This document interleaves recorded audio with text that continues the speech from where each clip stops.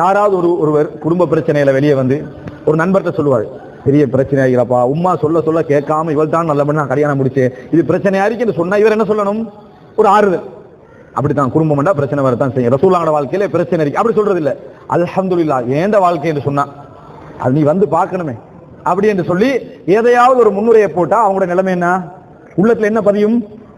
இவனுக்கு அமைஞ்ச மாதிரி நம்மளுக்கு அமையலையே வாழ்க்கை. ஆனா அங்க இதை விட மிச்ச மோசமான இருக்க வாய்ப்பு இருக்குது.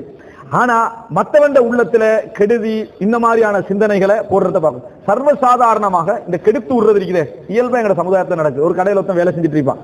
பஹ்ரைன் உதாரணத்துக்கு ஒரு சொப்பல எங்கேயா வேலை, எவ்வளவு சேலரி? 1500. ஓகே, உதாரணத்துக்கு சொல்றேன்னா, நான் சவுதி அரேபியால சொல்லிக்கிறேன் 1500 நல்ல சேலரி தான் நினைச்சிடக்கூடாது. சவுதி அரேபியால சொல்லிட்டு 1500 வைங்க, 1500 சொல்றாரு. 1500 தானா? அங்க பக்கத்துல போனா 2500 கொடுக்குறானே.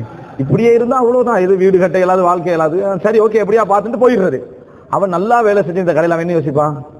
2500 சொல்றான், இந்த கடையிலே நம்ம காலத்தை கடிக்கிறோமே. அதுக்கப்புறம் அந்த பஸ் வந்து என்னென்ன சொன்னாலும் அவனோட கடிஞ்சுக்கிறது பாஞ்சிக்கிறது, நான் நினைச்சா விலைக்கு போயிடுறேன்றது. அவன் போயிட்டான்.